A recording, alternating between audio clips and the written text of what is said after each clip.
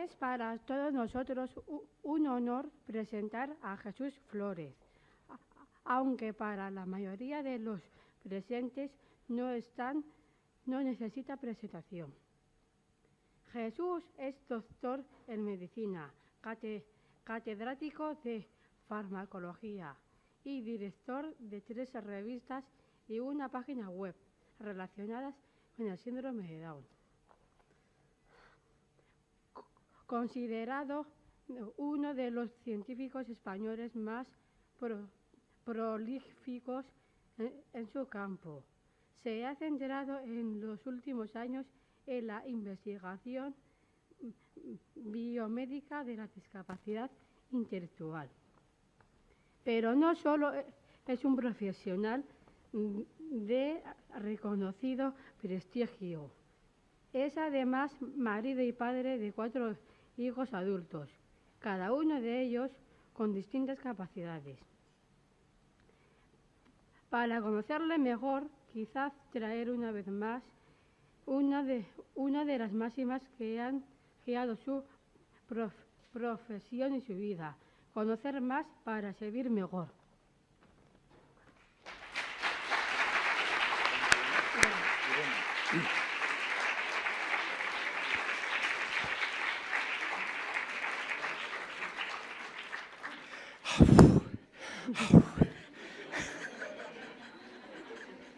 Muchas gracias, Irene.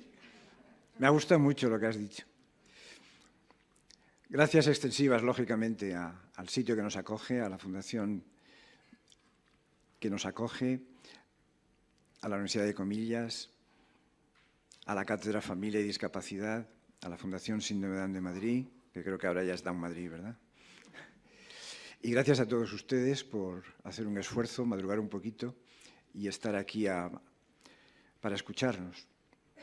Me hace una enorme ilusión dirigirme a todos y hablar de un tema que ya es un tema actual, ya casi es un tópico decir que se acabó ya el niño con síndrome de Down, el famoso niño, y que ahora realmente lo que hay que hablar es de la edad adulta en el síndrome de Down. En otras discapacidades intelectuales ya sabemos que la esperanza de vida es mayor, más o menos como el resto de la población, pero en el síndrome de Down es más limitada. Yo me voy a referir a las discapacidades intelectuales en general, si bien reconozco que mi máximo conocimiento se basa en nuestro trabajo cotidiano con el síndrome de Down, pero a estas alturas hay muchísimas cosas que ya son muy comunes, ¿no? Y vamos allá. Y la cuestión de principio que tenemos es ¿a qué adulto nos referimos? Pero, lógicamente, a partir ya de los 18 o 20 años ya decimos que una persona es adulta y ya llega hasta el final.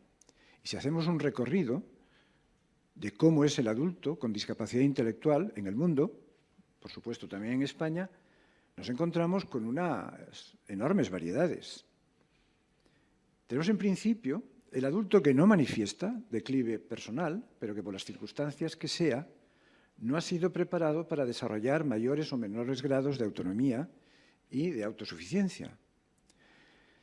Bueno, son familias que en su tiempo acogieron a su hijo con extraordinario cariño, que no disponían de conocimientos o recursos o lo que fuera, y que simplemente se dedicaban a darle una vida lo más cómoda posible, lo más fácil posible, pero claro, ciertamente no les preparaban en el sentido que hoy día entendemos para el futuro, y todo era una dependencia absoluta. Pero eso están ahí. Algo habrá que hacer con ellos, digo yo, ¿no? Después está el adulto, que sí ha sido preparado y que empieza a ver realizada la posesión de esa autonomía en el grado en el que hayan buenamente alcanzado. Eso cada vez tenemos más. Son personas que nacieron hace 30, 40 años, que ya todas las concepciones sobre la discapacidad en el futuro fueron cambiando y nos dedicamos, bueno, pues tenéis el ejemplo de mis hijas, por hablar de algo personal, pero aquí hay muchos padres que seguro, y aquí tenemos una cantidad de jóvenes que ya están en esa situación, que ya los podemos considerar adultos, pero que ya están en esa situación. Está el adulto que vive ya en plenitud su independencia, con los apoyos adecuados a sus necesidades. Ya han pasado todos los ciclos de formación, ya tienen un trabajo Muchos ya llevan una vida independiente, siempre con apoyos, evidentemente, en función de la elección que hayan tomado o hayan hecho en relación con su vida personal y sus formas de vida, y claro, están en plena capacidad. Después está el adulto de más de 40 o 50 años en el que apreciamos el inicio o presencia ya de un declive cognitivo. Bueno, pues algunos ya lo vivimos muy cerca, en donde ya empiezan, y no me refiero solo al síndrome de Down, en donde el declive a partir de los 50 años es bastante común, sino incluso en otras discapacidades intelectuales ya se nota un declinar. Y finalmente está el adulto, con claras manifestaciones de enfermedad de Alzheimer. Bueno, son 5 tipos de población que requieren nuestra atención. Es evidente que no puedo dedicar todo el tiempo a hablar de las 5, y yo, por lógica, voy a mostrar un poco cómo desde la familia, qué podemos hacer, porque claro, aquí sois muchos padres jóvenes, aquí hay mucho joven, y qué es lo que realmente se puede hacer. No olvidemos el resto de la población, y con esto, digamos, me dirijo a las asociaciones que tienen ya como miembros personas ya mayores, en declive. Después, al final de la mañana, el doctor Nobel, aquí presente, nos hablará de una manera más concreta de este problema, ¿no? Pero, en fin, todo lo que voy a decir ya me refiero a esa población que está en fase que es joven, adulta, pero adulta ya, digamos, con mucha capacidad de trabajar. Bueno, por poner algunas imágenes, pues ahí tenemos imágenes que las podéis ver reconocidas en cualquiera de vuestras vidas, ¿no? Ese muchacho que está ahí trabajando con su ordenador, ahí tenéis en ese momento era señorita, ahora ya, digamos, ya está mayor, yo creo que ya algunos la conocéis, es Miriam, que está atendiendo a un ciudadano en el tiempo que pasó en el Ayuntamiento de Santander, ahora trabaja en una clínica, pero hace 10 años está en una clínica, pero antes estaba en el Ayuntamiento y estaba atendiendo. Ahí tenéis a este otro que está en una clínica y como esa persona no está aquí presente, bueno, pues es mi hijo José Carlos, que no pudo venir, pero está trabajando allá. Montó una clínica síndrome de Down dentro del hospital del Mass General y está un muchacho con síndrome de Down, es el que está realmente teniendo una gran labor, y ahí están los dos. Y ahí tenéis todo un conjunto de personas con discapacidad, grandes artistas, está tomado precisamente de un trabajo de la Fundación Síndrome de Down de Madrid. Bueno, pues ahí tenéis, hicieron una exposición maravillosa de distintas obras de arte, fue algo bonito, y ahí los tenéis a todos reunidos, pues son caras, bueno, se las ve a todos con ganas de trabajar y de hacer. Pero aquí tenemos otras personas, ¿no? La primera que tenéis a la izquierda, pues entra en ese grupo en donde, bueno, recibieron su atención, y sí, está bien, y está cómodamente, vive con su hermana, una hermana soltera, un poquito mayor, y es una persona agradabilísima. Es de Las Palmas. A la derecha, bueno, pues tenéis a otra persona encantadora, ya mayor también, y bueno, pues hace cositas, pero realmente es una situación un poco más. Y abajo tenéis la representación de una persona que acaba de cumplir 70 años y que está recibiendo una tarta precisamente el día de su cumpleaños. Es de la Fundación Gil Gallarre. Bueno, es la muestra de una persona que no es Alzheimer, pero claro, el declive es muy fuerte, ¿no? Muy grande. Bien, son unos poquitos ejemplos. Esto que veis ahí, que es toda una declaración de Santiago Niño Becerra, que es un economista, que fue casi el único que anunció ya en el año 2005 que las cosas iban a venir muy mal, no se le hizo caso y así nos fue. Y dice una realidad triste pero real. He estado dudando mucho si poner todo este párrafo, pero es algo que tenemos que ser conscientes, ¿no? Y tenemos que ser conscientes todos. Lo que era el estado de bienestar en su máxima expresión, que era todo gratis, todo total, eso se ha acabado. Pero no es que ahora nos estemos recuperando para ver si lo volvemos a conseguir, es que eso ya no va a volver a ser. Acabó un ciclo, pero no en España, en todo el mundo, Y entonces quiere decir que todo lo que antes veíamos y cada vez pedíamos más dinero, más a la administración, a tal, y se nos concedía con relativa facilidad, eso se ha acabado. Y eso no lo tenemos que tener presente a la hora precisamente de pensar en el futuro. Lo digo a las familias y lo digo a las asociaciones. Esto quizás quiere decir que las familias vamos a tener que hacer, aún se nos va a pedir algo más. y las instituciones también. Entonces, los recursos que cada vez serán menores, por las cuales va a haber una lucha entre unas instituciones, la estoy viendo ya, una lucha entre instituciones brutal para ver cómo arrancamos un euro, pues eso es así. Así que es una toma de conciencia y es algo que creo que hay que decir. Entonces, no es que se acabe el estado de bienestar, como idea está estupenda y hay que mantenerlo, ¿no? Pero que ya no va a ser a lo que nos han acostumbrado. Ir a los hospitales, hacer las máximas exploraciones brutales con cantidad de gente y que no te cueste un duro. Los aparatos cada vez cuestan más, las cosas cuestan más, tal. Entonces, tendremos que modificar nuestros sistemas. Bien, no, perdonen, pero ahí va. Algunos de nuestros retos. No voy a tocar todos, evidentemente, pero por lo menos que queden ahí expresados, ¿no? Algunos de nuestros retos en relación con el adulto, por supuesto. En primer lugar, la salud física y mental. Algún apunte diremos sobre ello. Todo lo que es la afectividad y la sexualidad, que tampoco voy a hablar de la sexualidad porque habría que dedicarle todo un curso entero a hablar de ese tema, la sexualidad en la discapacidad, pero que es algo que está ahí, y que desde luego donde empiezas en las familias, eso es evidente. Pues ya cada uno llevará la sexualidad de acuerdo con sus propios valores, ¿no? Pero que desde luego tiene que ser en la familia y tiene que haber una íntima relación entre familia y profesionales para que las cosas se hagan bien. El mantenimiento del empleo y cómo trabajar, primero por conseguirlo y después por mantenerlo. Pongo lectura, entretenimiento y ocio porque es algo absolutamente consustancial a la calidad de vida. Sin lectura no hay nada que hacer, puesto que todo hay que leerlo. Nos sirve además el entretenimiento y el ocio, que es la parte más difícil de la vida adulta. No es el trabajo. Una vez que lo encuentras, sabemos que son grandes trabajadores, precisos, exactos. Después serán las relaciones en el trabajo, podrá ser más difícil.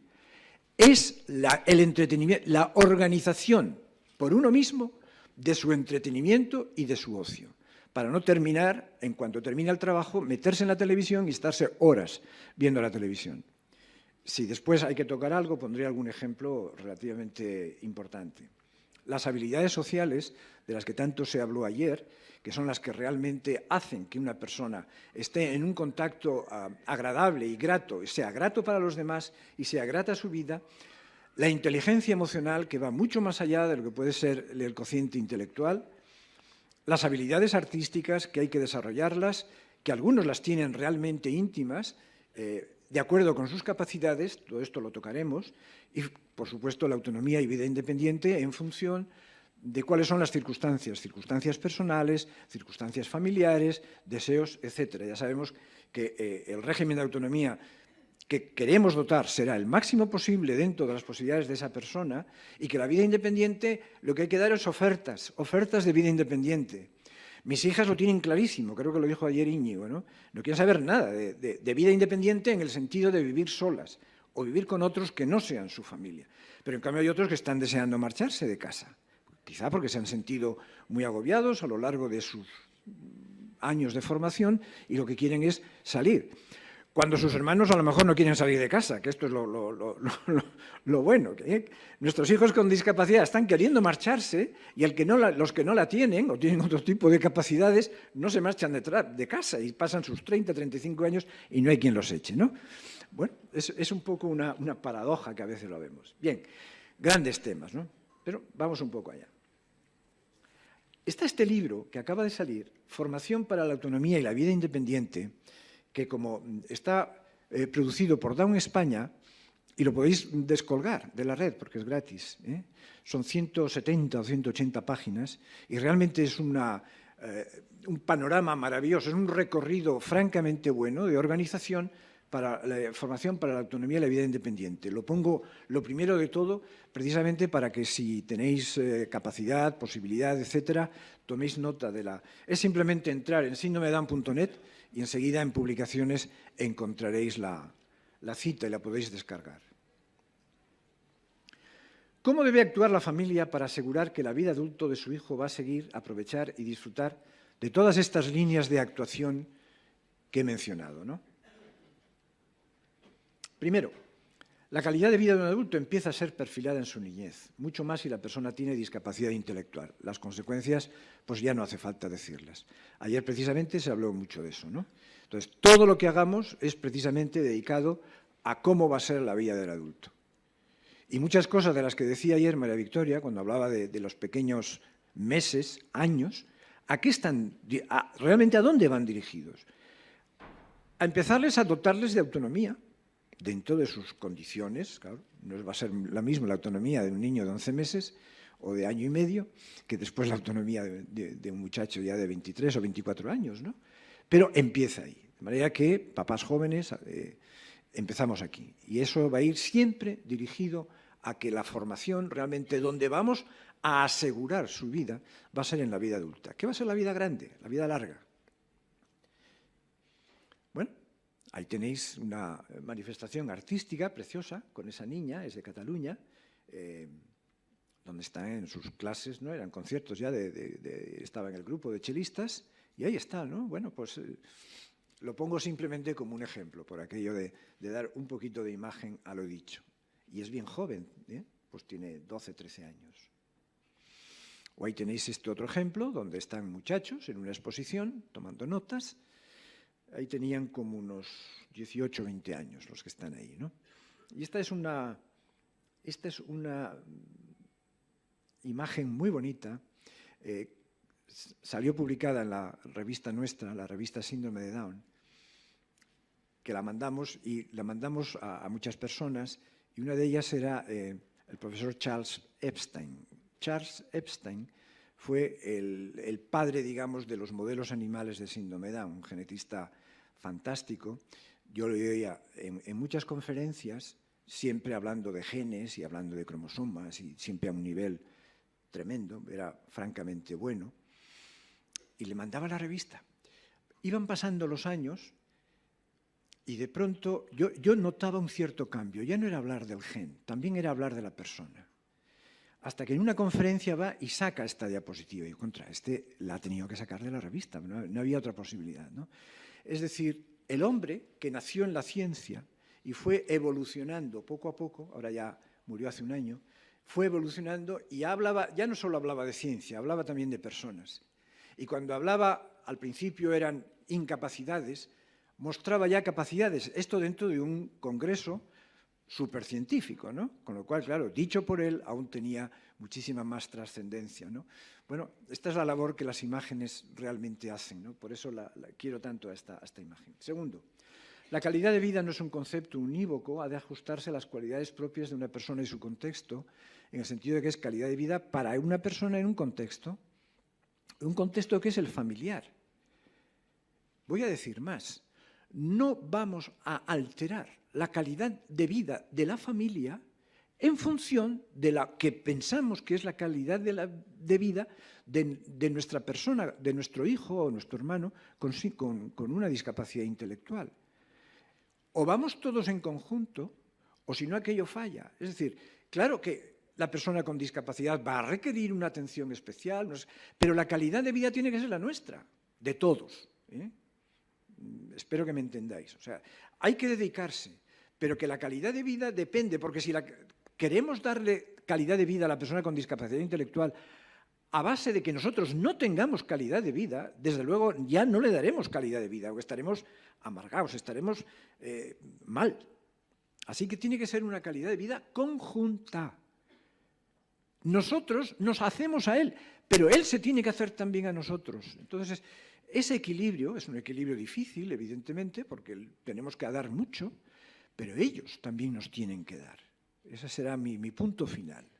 El momento en que, tan importante como ver qué tenemos que hacer nosotros por ellos, será el día en que ellos se pregunten, como Kennedy en aquel famoso concurso, ¿qué podemos hacer nosotros con discapacidad por el resto de la sociedad? Bueno, a eso tenemos que llegar. La promoción de la calidad de vida de un adulto con discapacidad debe ir pareja, por tanto, a la promoción de la vida de su entorno, familia, comunidad.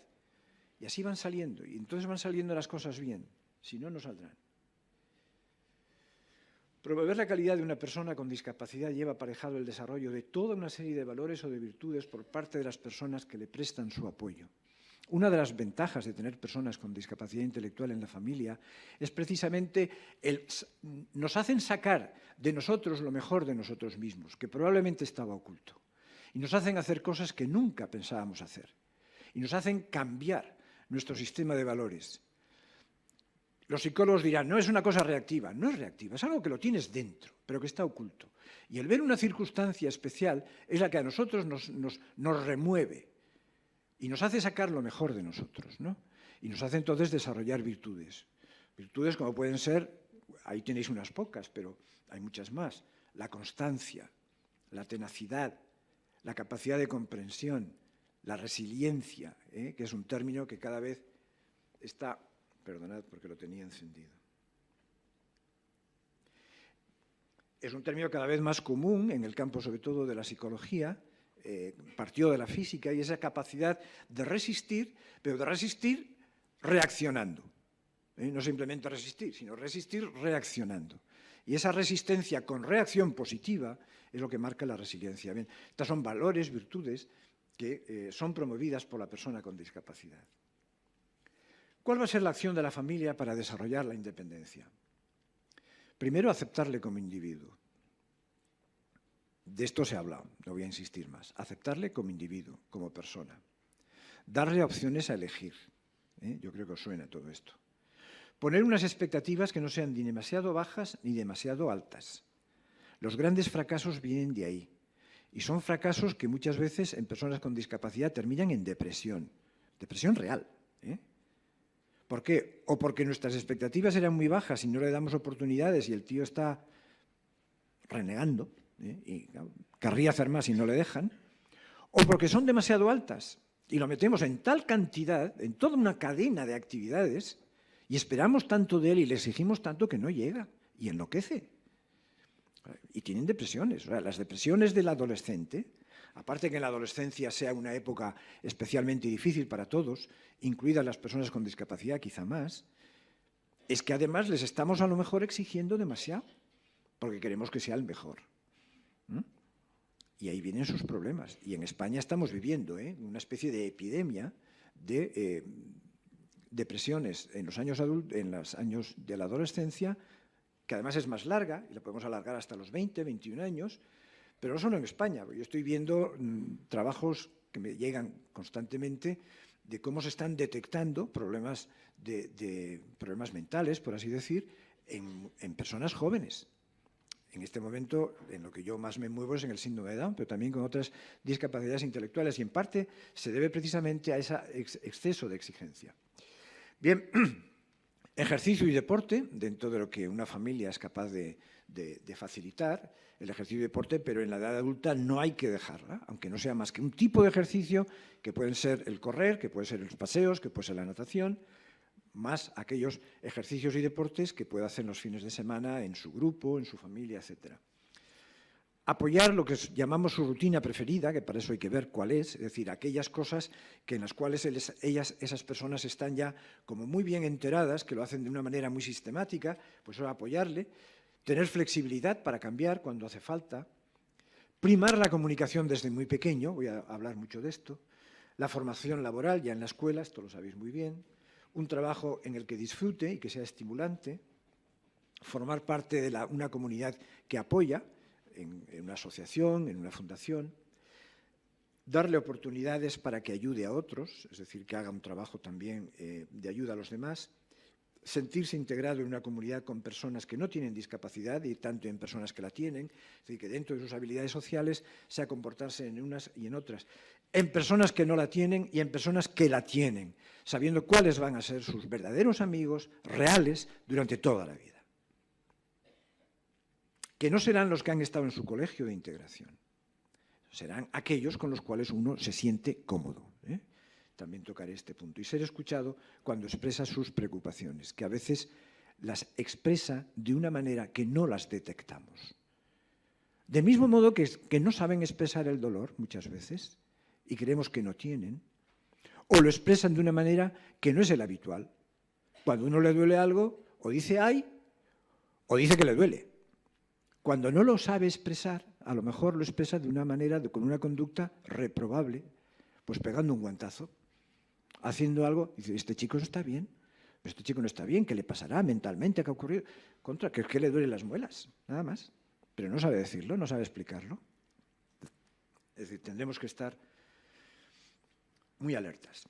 De todo lo dicho, que es mucho, ¿cuáles serían, ya como padre de familia, objetivos básicos de la acción familiar en el desarrollo del adulto con discapacidad intelectual? Yo he puesto muchas cosas, ¿no? Pero si me queréis que me limite a lo que considero más esencial, va a ser la salud, la comunicación, la autoestima, la estima de sí misma y las habilidades sociales. Y que sepa esto y que sepa lo otro y no sé qué y no sé cuántos, se os dará por añadidura. Pero esto es fundamental, básico, pilares básicos que la familia tiene en todo momento que tener en cuenta. Promover o mantener la salud, porque sin salud no hay quien funcione.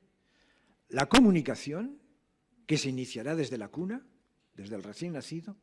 El que vayan teniendo una buena estima de sí mismo, para que estén satisfechos, contentos consigo mismos, y que sepan desarrollar, no solo desarrollar, sino utilizar las habilidades sociales. Con eso realmente su vida estará plena. La salud en la discapacidad intelectual. Esta es una realidad. La población con discapacidad tiene una mayor vulnerabilidad y un menor grado de protección frente a situaciones patológicas. Primero, pueden tener más condiciones patológicas que el resto de la población.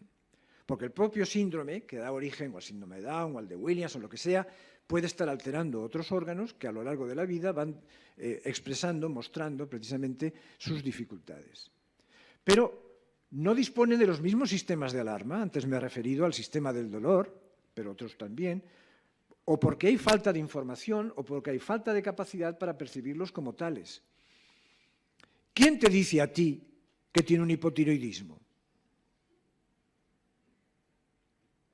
Si es que no se nota desde fuera, si no haces una prueba todos los años, en aquellas síndromes en los que el hipotiroidismo sea frecuente.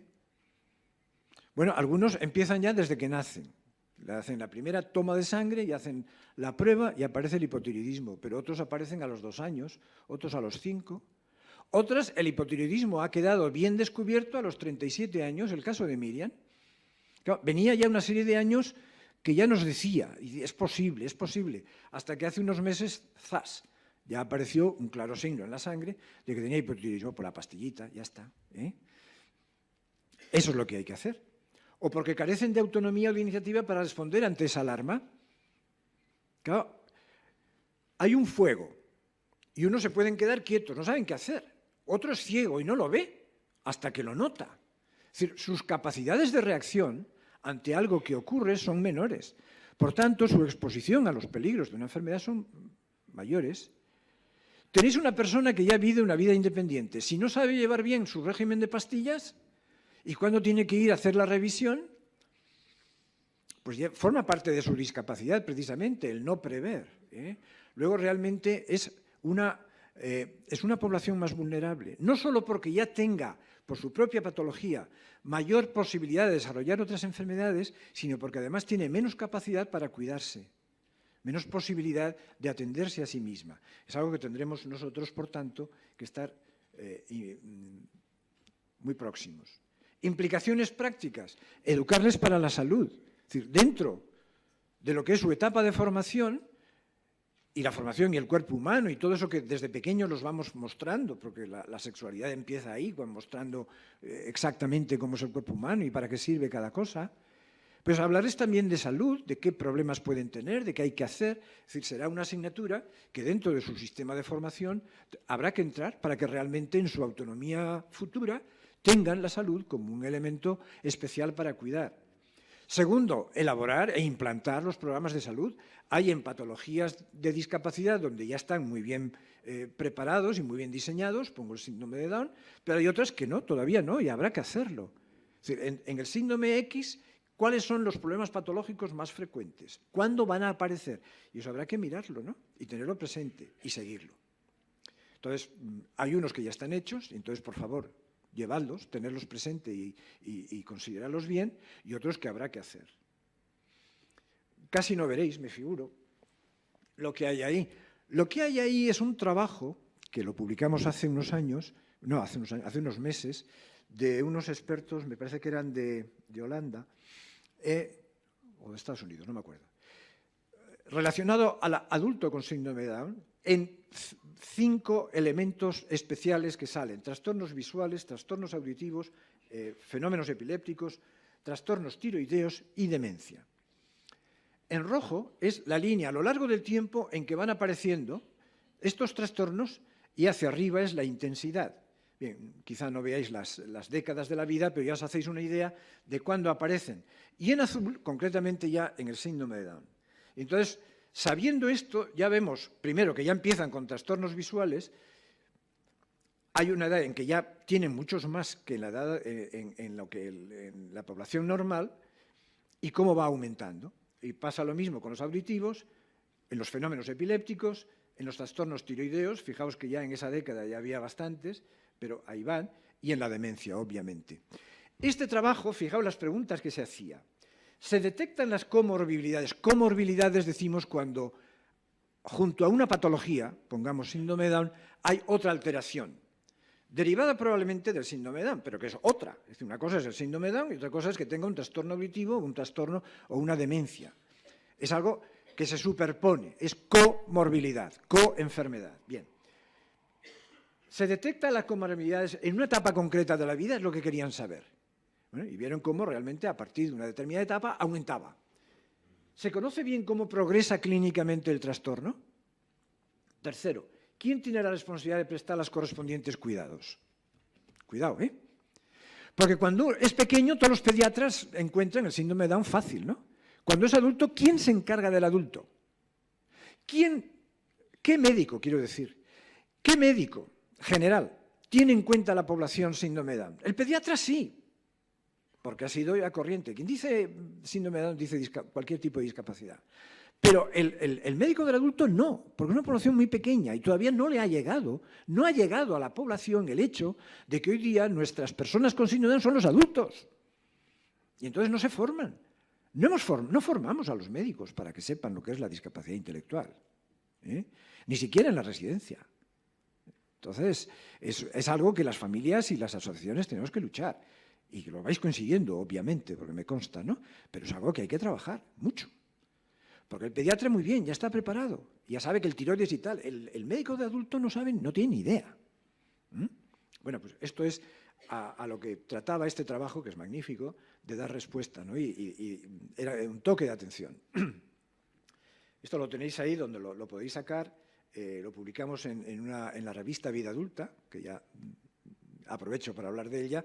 Es una revista online que publicamos en Canal Down 21 y que es gratuita, que sale cada 4 meses. Ahora va a salir el correspondiente octubre, y tratamos de la vida adulta. Es la única revista en el mundo que aborda el tema del adulto en el síndrome de Down.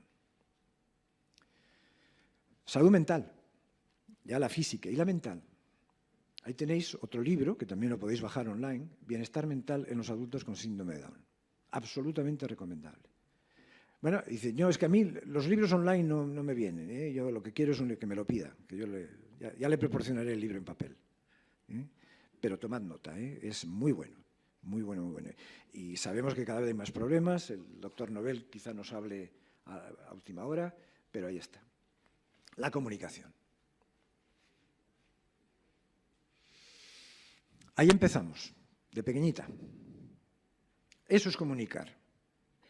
Eso es una madre que se pone enfrente de su niña pequeña, ahí tendría unos 4 años, le levanta la cabecita para que le vea bien, se ayuda de las manos para indicarle bien, mirada con mirada. Eso es comunicar. Bien pequeños.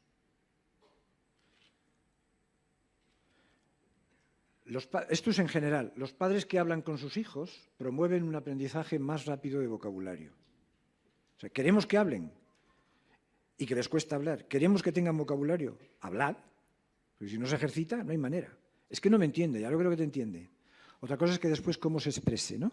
Pero si queréis que tengan riqueza de vocabulario y que después junten palabras, ya sabemos que lo harán más tarde. Ya sabemos que tardarán mucho más. Poco o mucho. Pero vamos a dotarles de posibilidades, ¿no?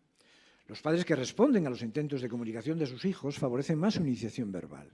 Es decir, no hay signo que el niño dé al que no tengamos que responder. Desde los primeros balbuceos. La familia, vamos al final, la familia es el primer gabinete de logopedia real.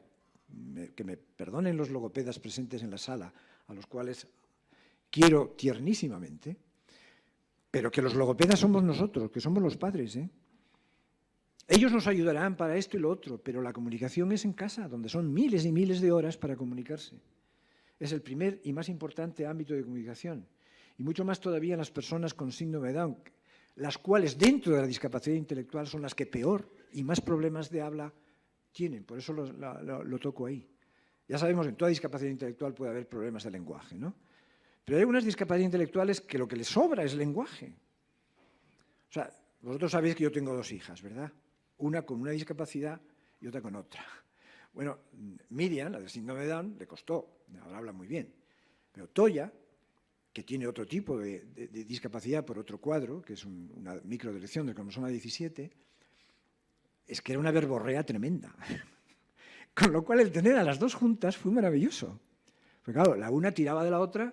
Yo creo que buena parte de la comunicación de Miriam se la debe a Toya. Quiero decir, de todos modos es un problema, ¿eh? Bueno, hasta que ya llegan adultos y entonces ya hay comunicación real en la familia y están los 2 hermanos charlando. Eso es comunicarse. El progreso en la capacidad comunicativa de niños y adolescentes no guarda relación con el número de clases de logopedia recibidas. Lo tenemos súper constatado. No guarda relación con el número de horas. Dice, no, si está con logopeda ya desde los 2 años ya está con logopeda.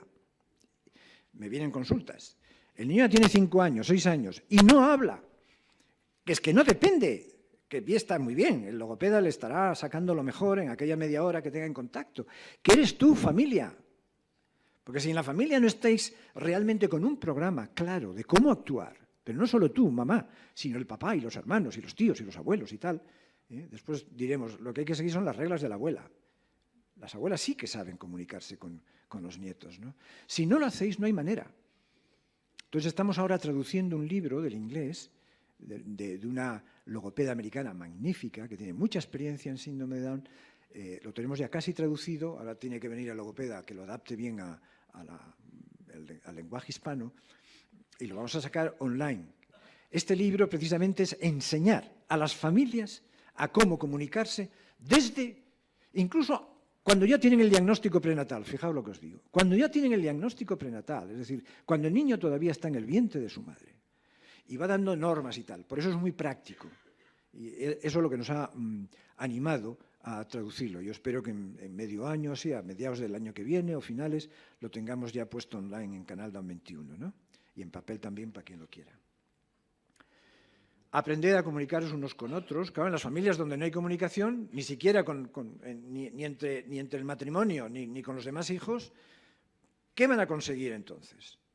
Es decir, si el padre viene y se pone a leer el periódico, y lo que no quiere es, viene el niño con su discapacidad y le toca y no sé qué, y dice, hola, y sigue con el periódico leyendo el periódico, ahí no hay comunicación posible, pues estás perdiendo oportunidades. Pues quiere ese chaval lo que quiere es mostrarte algo, decirte una novedad. Cuando el niño viene del colegio y no encuentra, porque no está nadie, y viene del colegio y quiere contar cosas, pues no hay manera. Si lo que es, vais en viaje y lo único que se hace es estar todos callados, pues entonces no hay manera. Claro, los viajes son maravillosos, ¿no?, para fomentar la comunicación. Características de las familias cuyos hijos hacen buenos progresos, pues seleccionar niveles de lenguaje en función de su capacidad. Cuando digo esto no hay que hablar en indio, porque el niño habla 4 palabras y todavía no liga las palabras en una frase. Tú no empieces a hablar tipo indio, sí, hacer, quiero. No, tú háblale bien. Buen modelo, pero frases cortas, porque si no, no las retiene. Pero háblale bien. ¿Quieres decir esto? Mira, ahora te lo doy. Aprovechad cualquier balbuceo del niño para completarlo, para darle un buen modelo, para que realmente entonces hable y dejad pasar el tiempo, que eso irá quedando, lo que Mara Diersen nos decía ayer, ¿no? Van actuando sobre las neuronas, aunque parezca que en ese momento no conseguimos más. Esperad que todos sus hijos aprendan a leer, porque la lectura no sabéis lo que ayuda, el saber leer. Y siempre cuento el caso de Miriam, donde había una palabra de 4 o 5 sílabas muy complicada y no había manera de que la repitiera. Y la ponía casi en una sola sílaba, ¿no? El final, que es lo que suelen hacer, ¿no? No Miriam. Y íbamos silabeando, pla, pla, pla, pla, pla, y brum, hasta que Maravitu dijo, no, vamos a escribirlo. Y lo escribió. Y dijo, anda, léelo. Entonces, lo leyó y a partir de entonces ya dijo las palabras con 5 sílabas adecuadamente. Bueno, parece una tontería, pero ¿veis lo que la lectura puede? Incluso para hablar. La lectura entonces les hace tener frases bien dichas, bien hechas, palabras que nosotros a lo mejor no utilizamos. Y me acuerdo de Toya, que dice, para hablar, tenía una cara, dice, tenía un semblante. Digo, ¿a quién se nos ocurre a nosotros hablar de semblantes, no? Digo, tenía una cara. Ah, no, es que su semblante, digo, ¿de dónde has sacado esta, no? Bueno, y frases de estas, de sus lecturas, les enriquecen muchísimo. Se centran en comprender el mensaje de sus hijos, porque a veces no lo entiendes y tienes que saber lo que quieren decir. Para eso hay que estar ahí. Realizar pruebas de audición, porque a veces son problemas de audición, estoy me refiriendo a niños pequeños, y ofrecer a los hijos experiencias variadas y frecuentes fuera de casa, que da pie a hablar mucho y a comentar, ¿no? A veces necesitan instrumentos complementarios, no quiero hablar de esto, importancia de la alfabetización, ya lo he dicho. Controlar obstáculos aisladores, televisión y vídeo. Ningún niño aprende, así como aprenden de la lectura, creedme que no aprenden a hablar de la tele, ¿eh? Entonces pasan horas, que para nosotros es muy cómodo, horas viendo la televisión. Recordad aquel trabajo de Lola Izuzquiza, en donde dijo cómo pasaban jóvenes y adultos su tiempo libre. El 80% dedicaban más de 2 horas diarias a la televisión. Eso les aísla. Por tanto, controlad. En casa ha sido regla que solo se veía, ahora ya es otra cosa, ¿no? Pero durante su etapa de formación solo se veía televisión en los fines de semana. Porque durante el día lo que había que hacer otra cosa y nos obligaba a todos a hacer otra cosa, ¿no? Bien, cada uno pone los ejemplos y toma después de los ejemplos lo que realmente ve en su entorno, ¿no? Pero que a veces hay que ser drásticos, ¿no? Hay que ser drásticos. Lo cual no quita para que realmente hoy día, con los instrumentos que tienen, muy vivos, que nos sobrepasan a nosotros, porque yo soy incapaz de manejar mucho de los chismes que los jóvenes ya manejan con toda facilidad, les está manejando y mejorando su rendimiento neuronal, sin duda. Pero lo que es ver la televisión una más hora y hora y hora, pasivamente, que no, les aísla. Trabajar en el enriquecimiento, vocabulario, huir del diálogo monosilábico, es decir, no hagáis preguntas para que respondan sí o no, porque entonces no hay manera de que hable. Pregunta de manera que te tenga que responder sin decir, ¿has estado en la escuela? Sí. ¿Lo has pasado bien? Sí. ¿Qué te va a decir? No. ¿Y qué has hecho? ¿Y qué vas a hacer? ¿Y cómo ha sido eso? Esas son las preguntas. Es que casi no sabe responder. No importa que te diga 3 cositas, no importa, pero ya le estás haciendo soltarse, ¿no? Huir, por tanto, del diálogo monosilábico. Mejorar la inteligibilidad, ahí el logopeda tiene un gran trabajo que hacer, y eso hay que ver. El momento en que lo importante es que hable, aunque hable mal, cuando lo importante es que esa palabra la diga bien, para que sea inteligible no solo en familia, sino fuera de la familia. Yo recuerdo una vez que le corregía a Miriam. Y digo, no, Miriam, no te entiendo. Y entonces hizo un gesto diciendo, vete a la porra. Lo que quería entonces era expresarse. Déjame ahora... yo lo que quería en ese momento, y no lo está diciendo bien, que diga mejor la palabra, ¿no? Me equivoqué, obviamente, ¿no? Bueno, pues ahí se aprende. Asegurar interlocutores incondicionales y fiables. Que muy bien, en la etapa de integración escolar serán los niños que están con él, ¿no? Pero a partir de cierta edad, no. ¿Y con quién tendrá una comunicación permanente? ¿A quién va a llamar por teléfono en cualquier momento? A los que son sus amigos incondicionales. Y no les preguntéis qué dicen, porque te contestarán, ¿a ti qué te importa? Como me han contestado a mí. Cuando Miriam estaba hablando con su gran amiga Salomé, que vive en Laredo, a 30 kilómetros de Santander, ¿no? Bueno, se ven en la fundación, pero hay muchos ratos que no se ven y se llaman. ¿Y qué te ha contado Laredo? ¿Qué te ha contado Salomé? Dice, ¿a ti qué te importa? Claro, es su amiga.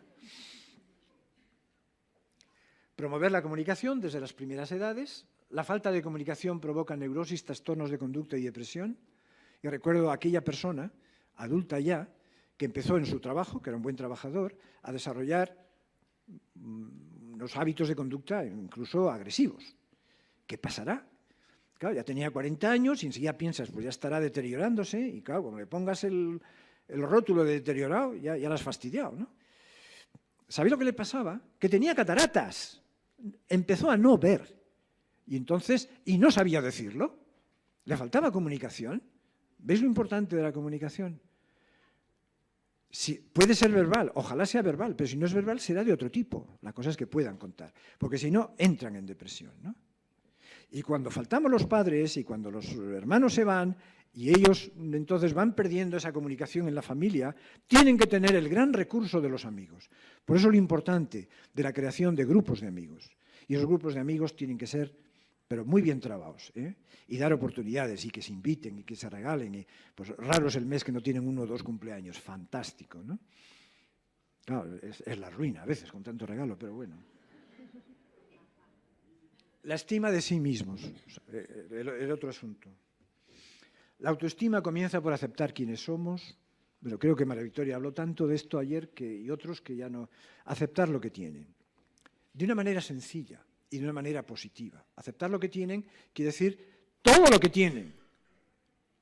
Lo malo y lo bueno. Es decir, sin insistir en una cosa o en otra. Quizá destacando más lo bueno.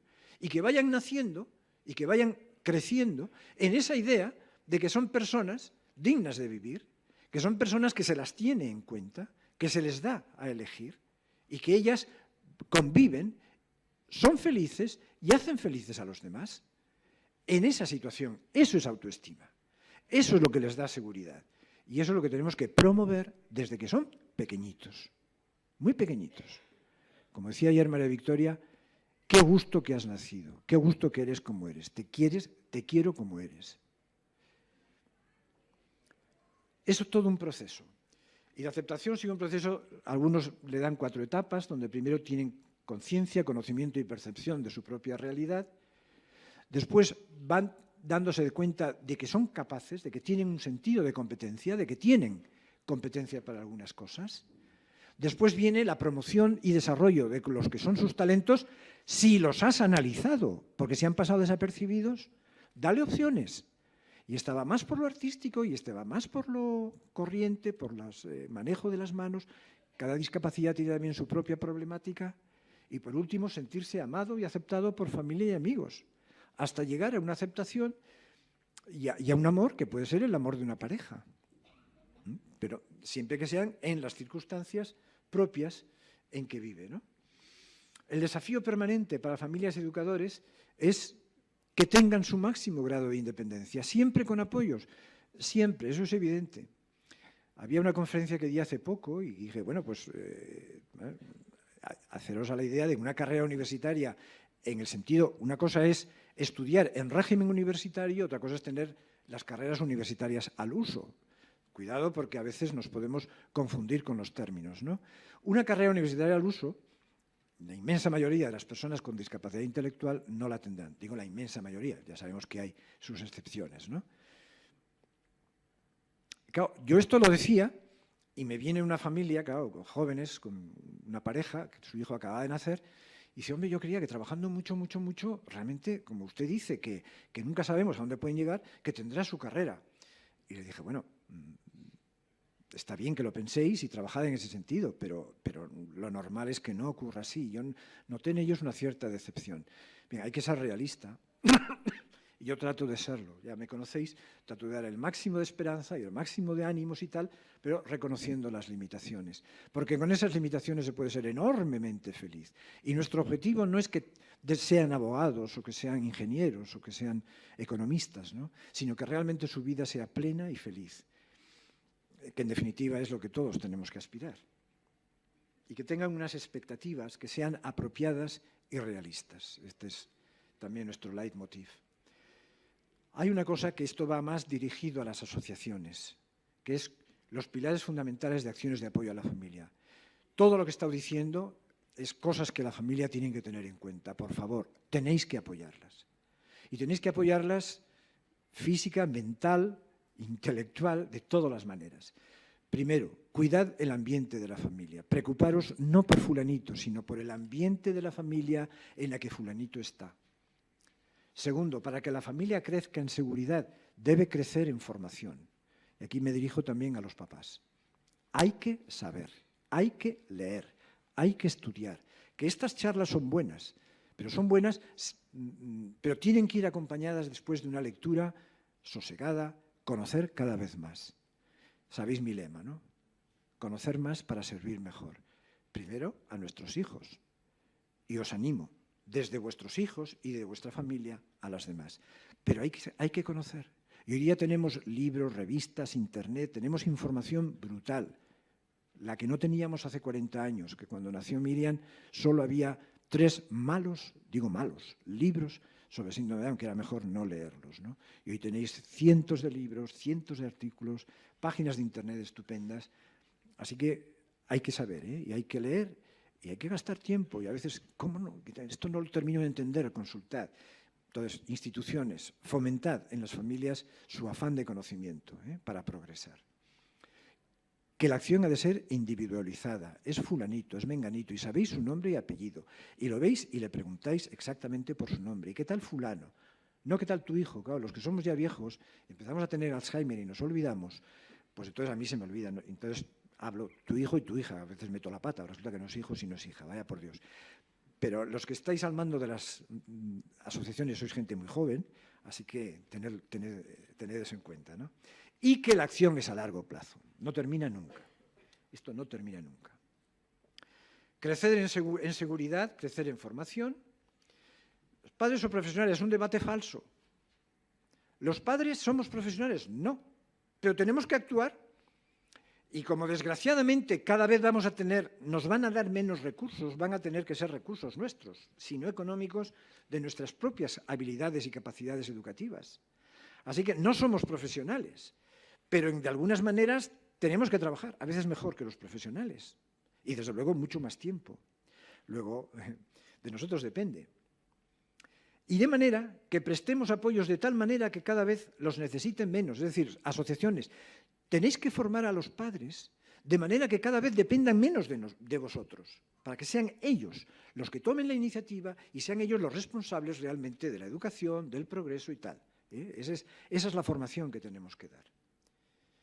Habilidades sociales. Bueno, aquí podríamos, fijaos, hablar de habilidades sociales es otro congreso, ¿verdad? Yo simplemente voy a poner las grandes líneas. Están habilidades laborales. Si tenéis tiempo y ganas, ahí tenéis el artículo de donde está sacado, porque esto es un listado largo y que ahora mismo no es imposible tocarlo todo, ¿no? Pero podéis leerlo con tranquilidad.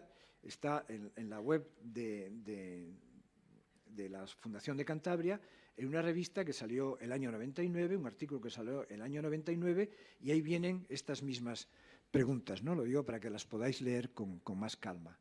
Habilidades laborales. ¿Puede su hijo...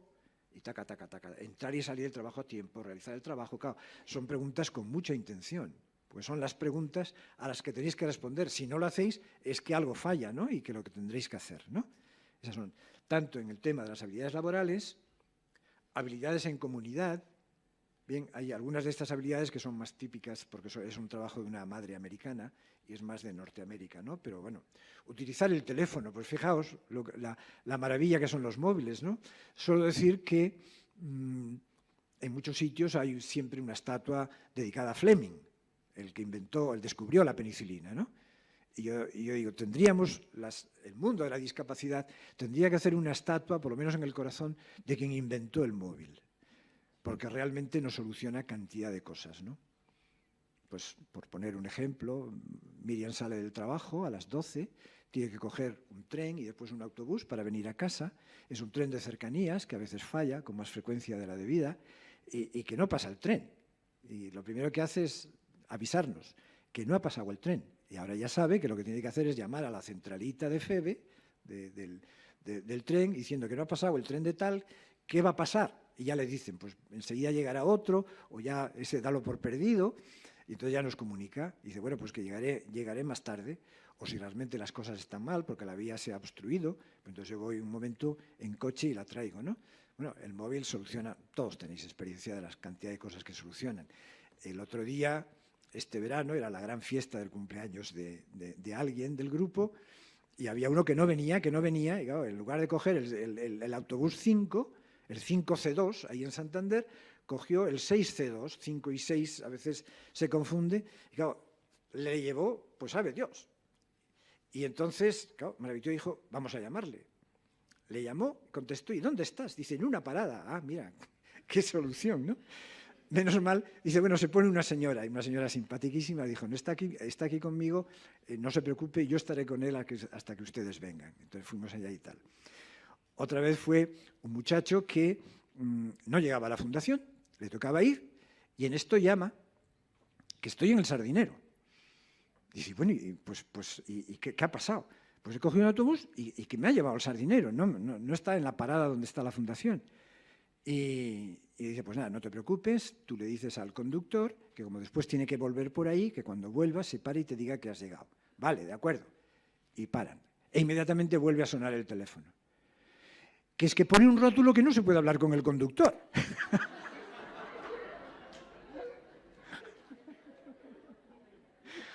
Entonces, ¿ves? Ventajas del leer, ventajas del móvil. Habilidades domésticas. Pues fijaos todo lo que se puede hacer ahí, ¿no? Eso voy a hacer en 5 minutos. Habilidades sociales y personales. Termino enseguida, ¿eh? Bueno, la tira. Es en el mismo artículo, si lo queréis lo leéis. Ocio y entretenimiento. Os decía que era lo peor, ¿eh? Lo más difícil. Dejaos que os ponga también una... Era un grupo de 3 chicas que vivían en un piso, ellas, con apoyos, pero vivían ya solas. Las 3 trabajaban en sitios distintos y nada, iba muy bien. Y de pronto empiezan a notar en los sitios de trabajo que cada vez trabajaban peor, cada vez menos y tal, que se dormían en el trabajo y empezaron a indagar. Fueron las personas de apoyo a ver qué pasaba y es que se tiraban viendo la televisión hasta la 1, las 2 de la mañana. Claro, dormían muy poco, tenían que levantarse a las 7 y aquello no iba nada bien. ¿Por qué? Porque no manejaban su tiempo de ocio y de entretenimiento, y se dedicaban a ver 4 o 5 programas de la tele hasta altas horas de la noche. ¿Qué hubo que hacer? Pues quitarles de ahí, volverles a enseñar, y entonces volvieron otra vez al trabajo, ¿veis? Y realmente lo dicen, ¿eh? Es la programación del ocio, y el entretenimiento es para ellos lo más difícil. Hay que organizarse, está el polo frontal, que a veces es el más complicado, el que más puede tener más problemas en la discapacidad intelectual, y esa organización, esa capacidad ejecutiva que te da la corteza prefrontal, la tienen disminuida. Y otras habilidades útiles, no quiero insistir más. Y los hermanos, dentro de la familia, bueno, ayer vimos un pequeño ejemplo, y como esos, pues hay expresiones de los hermanos y hay cantidad ya de literatura sobre este tema. Contad con ellos dentro de un respeto, dándoles la libertad que deben tener, no utilizándolos excesivamente, tienen que formar parte de la familia, y que crezcan en un ambiente de aceptación plena, de buena relación, en donde ellos mismos se formen a sí mismos. Ellos mismos serán autónomos y entonces acogerán a su hermano con dependencia de una manera adulta. Fijaos esta imagen, es una persona con discapacidad, mirad las manos, está atendiendo a un bebé. Esto es lo que os decía y con esto voy a terminar, pero quedaos primero con la imagen, porque ¿cuál sería nuestro sueño, no? Sueño con la idea, tomada de aquel famoso discurso de John Kennedy, en que algún día sea la persona con discapacidad intelectual quien se cuestione a sí misma y se pregunte, no qué puede hacer la sociedad por mí, sino qué puedo hacer yo por la sociedad. Yo creo que es el grado máximo ya de vida adulta, de adultez, de seguridad, de aceptación de sí mismo, de conocer sus debilidades y sus fortalezas, de saber lo que pueden hacer, su responsabilidad, cuando realmente empiezan ya a trabajar en función de los demás.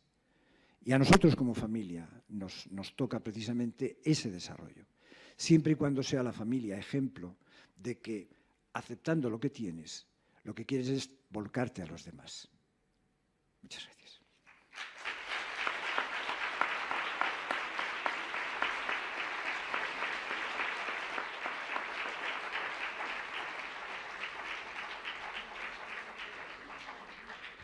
Muchas gracias, Jesús, por esta exposición en la que yo creo que has tocado todos los puntos fundamentales de la persona de la vida adulta, ¿no?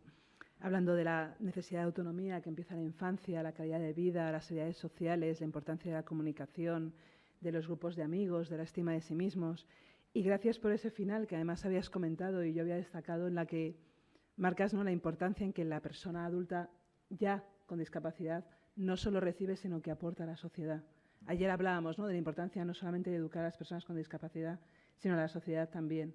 Eres adulto y la sociedad también es adulta para recibir lo que ellos pueden aportarnos. Muchas gracias. Ahora, si os parece, comenzamos con el turno de preguntas.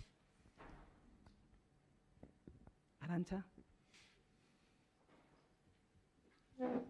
En ese primer grupo del que has hablado, de adultos que no pudieron recibir toda la intervención precoz, ¿verdad?, y que entonces tienen pues una salud física y mental ahora mismo 30, 40 años aceptable, pero su desarrollo cognitivo, emocional, comunicativo está más limitado. Me gustaría que como científico y siguiendo también un poco lo que ayer nos contaba Mara, nos dijeras a las familias de esas personas y a las personas de las asociaciones que trabajan con ellas si es verdad que hay techo o pueden seguir recuperando muchas de esas habilidades que en su momento no se pudieron trabajar por desconocimiento o por las circunstancias que fueran, pero que ahora mejorarían mucho su calidad de vida, ¿no? Vale. Porque hay actividades demasiado repetitivas, quizás, ¿no? Vale. La plasticidad, la neuroplasticidad, esa capacidad que tiene el sistema nervioso central de ser modificado ante los estímulos y de responder, esa plasticidad dura durante toda la vida. Es cierto que su máximo desarrollo se da en los primeros años, pero después sigue. De hecho, sabéis, esto no lo tocó Mara ayer, pero os lo digo, siguen naciendo neuronas a lo largo de la vida. Es decir, hace 15 años se nos decía, y lo aceptábamos, que uno nace con las neuronas que tiene que tener, ni una más, y a partir de ahí ya no le nacen más, al contrario, empieza a perder. Esto es falso. Hoy día sabemos que en dos puntos distintos del cerebro, uno próximo al hipocampo y otro próximo a los ventrículos cerebrales, siguen naciendo neuronas nuevas que saben después trasladarse e ir a ocupar espacios en donde se estaban perdiendo. Es decir, que constantemente se está regenerando parte del sistema nervioso. Y es bueno que una parte sea el hipocampo, precisamente, que es el que más tiene que trabajar a la hora de recibir la información, de acumularla, de retenerla y después evocarla, ¿no? Esto es una realidad. Y esto pasa también en la discapacidad intelectual. Nosotros lo hemos visto en ratones, en los ratones modelo de síndrome de Down, donde esta neurogénesis adulta es menor que en el resto de la población, pero sigue habiendo, luego se siguen formando neuronas. Hasta aquí la ciencia. Ahora, ¿qué hacemos nosotros? Lo que hacemos es aprovechar esas posibilidades. Es decir, ya sabemos que no van a, digamos, tener todas las capacidades que ha podido tener una persona que desde joven ha estado ya siendo ejercitado, pero desarrollan. Es decir, hay personas que nunca han tomado un autobús por su cuenta a los 30 años y cuando a los 30 o 35 se les enseña cómo empezar a moverse por la ciudad, lo hacen. O tienen un trabajo. Yo recuerdo a Gloria Canals, que quizá algunos de aquí la conozcáis, del proyecto Aura de Barcelona, en donde cuando ellos empezaron con el empleo con apoyo, es verdad que empezaron con chicos jóvenes, pero algunos ya con personas que no habían estado en un ambiente cultivado, que tenían ya 40 años y que, sin embargo, empezaron a comportarse fabulosamente bien. Es decir, quizá no lleguen, quizá el lenguaje ya sea imperfecto, quizá la lectura sea imperfecta, pero hay muchas cosas, muchas, de habilidades sociales, que son las que realmente le van a ser útil en la vida, que se pueden desarrollar, aunque hasta los 40 años a lo mejor no hayan tenido el grado de cultivo que se exigiera, ¿eh? O sea que seguir adelante, Porque después ya incluso en adultos con deterioro hay que seguir trabajando, pues para, en lo posible, quizá el doctor Nobel nos dará más cuenta de esto, se pueda conseguir algo. Gracias, Jesús. ¿Alguna pregunta más? Allá. Aquí hay dos manos. Ángela, a tu izquierda.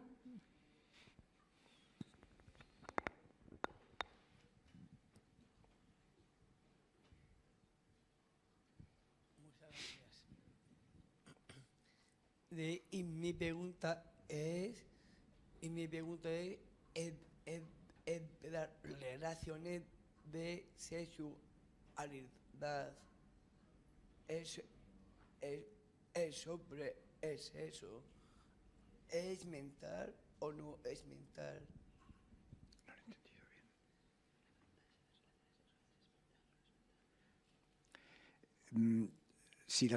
Si las relaciones sexuales es algo mental o no mental, ¿quieres decir? Sí, es que esto es natural o no es natural. Las relaciones sexuales son naturales, es decir, la sexualidad es algo natural que lo tienen tanto las personas con discapacidad intelectual o sin discapacidad intelectual. El cómo expresar las relaciones sexuales es igual en uno que en otro, y el con quién, cómo y cuándo ya dependerá de lo que tú quieras conseguir y entender la sexualidad. O sea, el amor es algo, la sexualidad tiene que estar íntimamente ligada al amor. En tanto en cuanto esté íntimamente ligada al amor, al querer a una persona, entonces tú tendrás que decidir el cómo expresar ese amor y cuándo a través de las relaciones sexuales. Pero las relaciones sexuales nunca sin amor. Tú siempre defiende tu intimidad. ¿Había alguna otra pregunta en esa zona? Ángela, un poquito más atrás.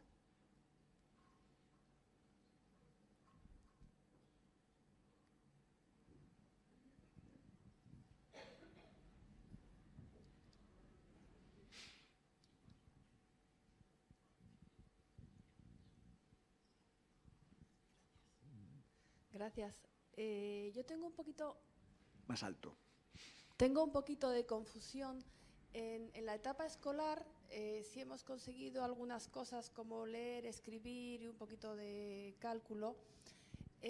Algunos padres sentimos que desde los profesionales se relaja un poco la intención de los contenidos. Obviamente hay mucha tarea. Aquí las cosas más importantes que nos llevamos en el tema de prepararles para las habilidades sociales, estoy totalmente de acuerdo. Pero, por ejemplo, algunas cosas como la cultura relacionado con sociales, naturales, son indispensables para que puedan disfrutar de una lectura. Quiero decir, si los contenidos los aislamos mucho, ¿cómo pueden disfrutar luego de lectura si no saben que Tokio está en Japón o que se habla inglés en Estados Unidos? Efectivamente, es así. Es así. Es decir, no podemos quitar, vamos a ver, tenemos que adaptar contenidos, no quitarlos. Entonces, el tema de la cultura es un tema importantísimo. Supongamos que en la escuela no da tiempo, pero hay otros sitios en donde también eso hay que mantenerlo. Si tú sabes lo que le van a explicar, lo que toca explicar esa semana, ¿y qué cosas se van a explicar? Claro, ya sé que no se hace, pero yo estoy poniendo el ejemplo. Entonces sabrás qué cosas de cultura están tocando y tú, de alguna manera, ayudarás al maestro a que algunas cosas se adapten a su nivel de conocimiento para que también tengan cultura. Nosotros tenemos bien claro que el trabajo es importante, pero solamente es una parte de su vida. Más aún, nosotros proponemos en el síndrome de Down, que es en lo que más estamos trabajando, aunque por cierto, en el otro síndrome de mi hija, empiezan ya a saberse de algunos casos por España, porque es una cosa rara que además solamente se sabe, perdón el paréntesis, solamente se ha sabido desde hace 5 años esa enfermedad, porque no había métodos de saber qué es lo que ocurría detrás, ¿no? Bueno, pues ahora ya sabemos de 8 o 9 familias y ayer, después del Congreso, estuvimos con una familia y vamos a organizar ya, nos vamos a empezar a trabajar sobre ese tema. Así que ya no será solo síndrome de Down, será otra discapacidad, porque hay 9 familias en España ahora ya diagnosticadas también, ¿no? Y vamos a ponernos un poco en marcha. Bueno, al margen de eso. Entonces, en lo del síndrome de Down, tenemos muy claro que no deben trabajar todo el día. Mitad de trabajo. Miriam trabaja 3 horas, a lo mejor pueden ser 4. El resto necesitan tiempo para otras cosas, entre otras, para completar, avanzar en temas de cultura. Y en temas de cultura actual, de cultura histórica, de cultura artística, para que estén al día. Y para que, como tú dices, cuando leen algo, realmente saben de qué hablan. Y así como os decía que controlábamos la tele, ya a estas edades, ya formadas, pueden ver otros programas, obviamente. Ya no es aquello de solo el fin de semana. Ahora todos los días pueden ver la tele de una manera controlada, ¿no? Y algunos son programas culturales, o bien de biología, o bien de historia, o lo que sea, pero en la asociación siguen reuniéndose y siguen completando en temas culturales lo que probablemente no han tenido tiempo de aceptar o no captan tanto de la lectura de los periódicos y demás, ¿no? Así que estoy absolutamente de acuerdo contigo de que este es un tema que hay que verlo, que una cosa es reducir programas y otra cosa es saber adaptarlos, que familia y maestros tienen que actuar absolutamente coordinados. Y ver, mira, esto no me ha dado tiempo a desarrollarlo. Bueno, pues a lo mejor lo tienes que desarrollar tú en casa, ¿eh? Y darle un poquito. Y así seguir. Pero sí, no, el tema cultural es completamente importante. Aparte de que hay algunos que pueden tener especiales deseos artísticos, ¿no? Entonces, todo lo que sea arte, pues a otro, en cambio, es el cine, ¿no? Por ejemplo, ¿no? Gracias. ¿Tenemos todavía tiempo para una pregunta más? Isabel.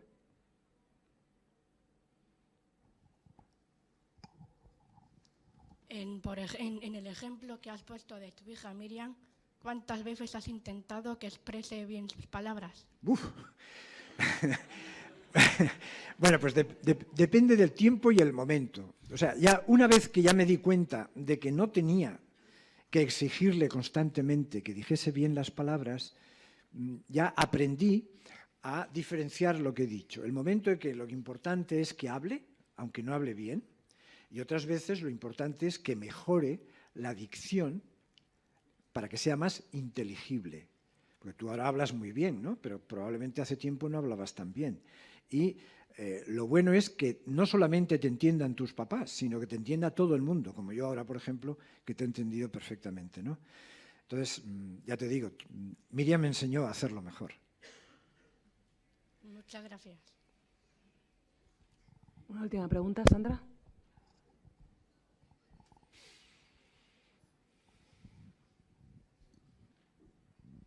Hola, buenos días. Mi pregunta va enfocada con respecto al tema de lo que tiene que ver el diagnóstico. ¿Puede hablar más alto, que estoy un poco duro de oído? De acuerdo.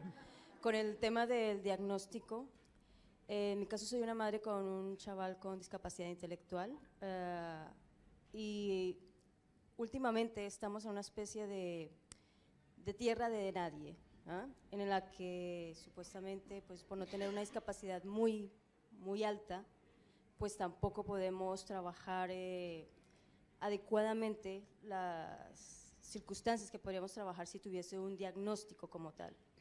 Durante toda nuestra andadura se me ha dicho que lo importante no es etiquetar. ¿Perdón? ¿Que lo importante? No es etiquetar, estoy de acuerdo. ¿No es qué? Etiquetar. Ah, etiquetar. Y estoy de acuerdo.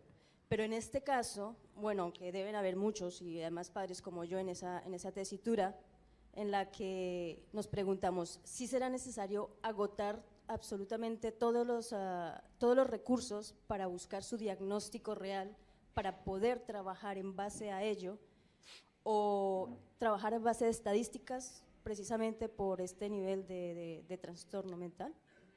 Vamos a ver. Yo estoy de acuerdo en que el objetivo, no el objetivo, sino que es un buen recurso el etiquetar una determinada disfunción, una determinada patología.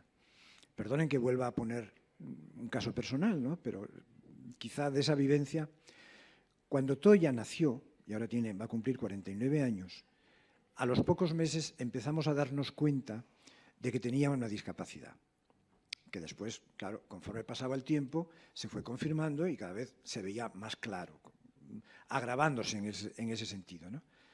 Pero no sabíamos por qué. Luego síndrome Down no era, los síndromes que entonces se conocía hace 50 años pues eran unos cuantos, pero pocos. Pues siempre se decía, bueno, algún problema del parto, una anoxia una anoxia fetal, cosas de esas, ¿no? Eso no impidió que María Victoria cambiara de ocupación y pasara del derecho a la educación especial y a la educación. Entonces empezó a trabajar con Toya y todo lo que ella contó y lo que está en los libros y tal, ¿no? Hasta hace 5 años. Y hace 5 años, cuando todo este método de análisis de todo el genoma, con los microarrays y tal, se puede ver alteraciones muy pequeñas cromosómicas, muy pequeñas, y otros sistemas que hay para ver si ha habido mutaciones y demás, se confirmó que tenía un síndrome recién encontrado, que era la microdelección del cromosoma 17 Q2123. Los 17, sí, Q2123. ¿Cambió la vida para nosotros? No. Es decir, no por haber tenido ese diagnóstico hace 50 años, hubiésemos hecho las cosas de manera distinta.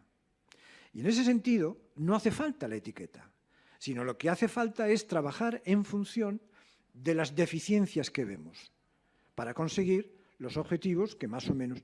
Ahora, el conocer un síndrome, el saber cómo han trabajado otros con ese síndrome, el ayudarse mutuamente y decir, no te pases, o al contrario, puedes más, ayuda mucho. No es esencial. Y de hecho todavía hay síndromes no tipificados que sin embargo hay que trabajar. Y hay que trabajar por los métodos ordinarios propios de la metodología ante una discapacidad, ¿eh? Pero realmente el conocer el síndrome es importante. Es importante porque desde otros puntos de vista y otros aspectos ayuda. A mí personalmente, el saber que Toya había una causa orgánica responsable de su situación, no me cambió las expectativas, no me cambió lo que tengo que hacer, pero me dejó muy tranquilo. Indirectamente me ha servido para dar un toque de atención, existe esto, y a ese toque de atención han respondido otras familias. Y resulta que ahora estas familias nos vamos a reunir y vamos a poder trabajar juntos y decir, mira, aquí tenéis a Toya, podéis esperar esto, a lo mejor con otra evolución, pero ahí está. Y hace esto y hace lo otro y lo demás allá y tal. Seguro que a las otras familias de niños de 10 pocos años les va a animar. Bueno, eso es, digamos, un efecto secundario, ¿no? Pero muy útil. Así que estoy de acuerdo con usted. En lo posible hay que llegar al diagnóstico. En lo posible hay que llegar al diagnóstico. Que no podemos llegar porque todavía no disponemos de medios, no importa. Entonces sí, trabajar igual. Muchas gracias, Jesús. Gracias a todos. Bueno, ha sido un placer. Vamos a dar ahora paso a la mesa redonda de las 10:30 de vida adulta con Felisa Peralta, Sonia Ullman y el doctor Ramón Nobel. Muchas gracias.